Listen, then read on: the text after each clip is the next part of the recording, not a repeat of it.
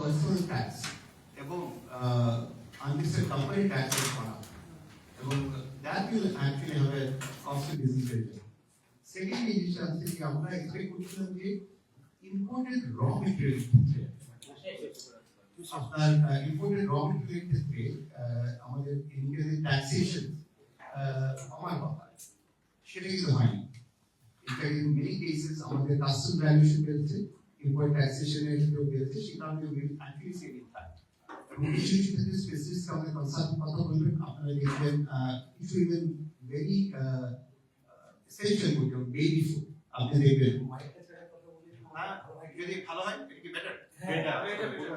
আরে thank you feedback. আমি তো আমার ধরুন আমি যথেষ্ট জোরে কথা বলি।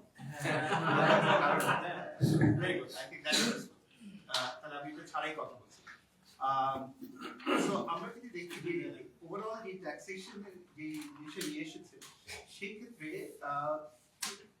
যে বেবি ফুড, আমি ওটা বলি এসেনশিয়াল আইটেম যেটা ছিল বেবি ফুডের taxation, I am not sure যে that is the right thing to do because এটা একটা বড় একটা ইনপুট ফর আস। সেকেন্ড আরেকটা জিনিস যেটা ইন্ডাস্ট্রি স্পেসিফিক বেভারেজের সিগনিফিকেন্ট ট্যাক্সেশন করেছে। ইনফ্যাক্ট আপনারা যদি বেভারেজের যেটা দেখেন আমার কনসালটেন্ট শেয়ার করবেন, দেখবেন যে গত কয়েক বছর অ্যাকচুয়ালি ইন্ডিয়ার রেভিনিউ কমছে ডিসপাইট ইনক্রিজিং ট্যাক্সেশন। সো ওটা আমরা কথা বলবো। আরেকটা ফান্ডামেন্টাল জিনিস হচ্ছে আমাদের এসএমইর জন্য বেশ কিছু চ্যালেঞ্জ এসেছে। সেটা হচ্ছে আপনি দেখেন advance taxes will move up 0.25% থেকে 1%। তো একটা জিনিস খেয়াল রাখতে হবে, এসএমই কিন্তু আমাদের ফর্মাল এমপ্লয়মেন্ট একটা লার্জ চাঙ্ক এমপ্লয়মেন্ট জেনারেট করে। এটা কিন্তু একটা বড় ইম্প্যাক্ট হবে এবং আমার ধারণা এটা গভর্নমেন্টকে একটু ইভ্যালুয়েট করা দরকার। কারণ এটা যদি না করি এমএসএমই এবং এমএসএমইর ইম্প্যাক্টটা বাড়বে। একই সাথে কানেক্টেড হচ্ছে আপনারা দেখবেন যে ভিএটি বেড়েছে অনলাইন প্ল্যাটফর্ম 5%-15%। নাও একটা তো হচ্ছে কনজিউমার এন্ডের ইনিশিয়াল পেমেন্ট, কিন্তু ওই যে ব্যাক এন্ডে যারা আছে ওরাও কিন্তু এসএমই আপনার অনলাইন প্ল্যাটফর্মে সেই তার কে বিক্রি করে। আপনি যদি আপনাদের grocery.com beauty.com দেখেন, ওটা কিন্তু সাপ্লায়ার কিন্তু এসএমই। ওখানে যখন কস্ট বাড়বে তখন কিন্তু অটোমেটিক ওই ইকোনমি উইল গেট ইম্প্যাক্টেড। এবং আমাদের একটা বড় জরুরি জিনিস হচ্ছে যে এই যে এসএমই এমএসএমই এদের কিভাবে আমরা সার্ভাইভ করতে পারি। এবং এটা ক্রিটিক্যাল যে কারণে সেটা হচ্ছে ইনফ্লেশনের। আমরা যদি দেখেন আমাদের পলিসি রেট এখন হাই আছে, কিন্তু পলিসি রেট হাই হওয়ার পর আমরা যখন বলি ইনফ্লেশন কমছে, কনটেক্সটে বুঝতে হবে কমছে 12% থেকে 9%, কিন্তু আপনার সিকোয়েন্সিয়াল ইনফ্লেশন কিন্তু এখনো এক্সট্রিমলি হাই। এবং আমাদের নরমেটিভ যে ইনফ্লেশন আমরা এই দেশে দেখি যেটা 4-5-6% হিস্টোরিক্যালি সেটা অনেক হাই। সো আমাদের কিন্তু ইনফ্লেশন কন্টেইন করার এখনো পর্যন্ত we don't see the confidence. So আমি যদি সামারাইজ করি যে আমাদের এখানে inflation will get contain, I don't think so. আমি যদি দেখি এমপ্লয়মেন্ট জেনারেশন হবে কি, এটাতেও এখনো পর্যন্ত দেখবেন যে এমপ্লয়মেন্ট জেনারেশন স্পেসিফিক চয়েস নেই। এবং গভর্নমেন্ট এক্সপেন্ডিচার এটা কমানোর কোনো আছে কিনা, আপনারা যদি দেখেন আমাদের বাজেটের roughly 68% is government operating expenditure. আমাদের total revenue collection almost 95%, more than that goes into that. আপনি যদি economics এ দেখেন, so fundamentally the question যেটা হয় যে এই গভর্নমেন্ট যেটার একটা opportunity, কারণ typically একটা বাজেট খুব পপুলিস্টিক হয়, আমরা প্রতি বছর খুব অ্যাম্বিশিয়াস একটা জিনিস করি। এইখানে the challenge and the question আমাদের যেটা শুরু হচ্ছে যে যে জিনিসগুলো করছে এগুলো যথেষ্ট কিনা to create a conducive business environment যার মাধ্যমে আমরা ইনফ্লেশন টেম করতে চাই, এমপ্লয়মেন্ট জেনারেট করতে চাই। আর দিনের শেষে যেখানে একটা ফান্ডামেন্টাল আমার একটা আছে, and with all due respect to the finance advisor, we don't create budget for survival. Budget is created to grow the country. দেশের যদি গ্রোথ আমরা ট্রিগার না করতে পারি, ইনভেস্টররা will not have confidence. So obviously not populistic growth but realistic growth, যার মধ্যে with the right intervention. So আমার ওই রিকোয়েস্ট থাকবে যে বাজেটে যথেষ্ট চেঞ্জ হবে, রিফর্ম এসছে। আই মাস্ট সে অনেকগুলো ফরওয়ার্ড লুকিং অনেকগুলো ট্যাক্স রিভিউ দিয়েছে। উই কমেন্ট দ্য গভর্নমেন্ট যে এই কাজগুলো ভালো করেছে, কিন্তু আমার যে চ্যালেঞ্জগুলো থাকবে সিচুয়েশন থাকবে যে ইজ ইট গুড এনাফ। কারণ আরেকটা জিনিস আপনাদের বলি, আপনাদের মিডিয়াতে অনেক হাইলাইট হয়েছে যে বাজেটটা ছোট বাজেট। আমার চ্যালেঞ্জ যে বাজেটটা ছোট না, 7,90,000 টাকার budget without capital expenditure. You must understand substantially large budget.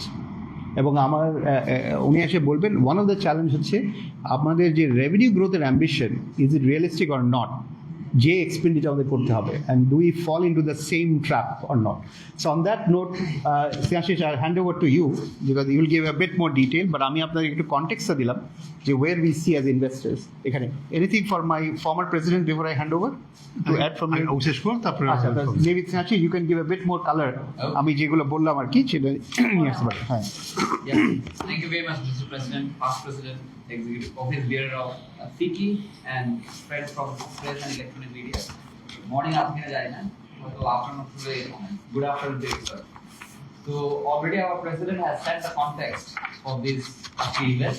So I believe if you can speak in Bangla, Absolutely. then that would be more presentable. Absolutely. The presentation is in English, so I'm trying to make the video. Okay.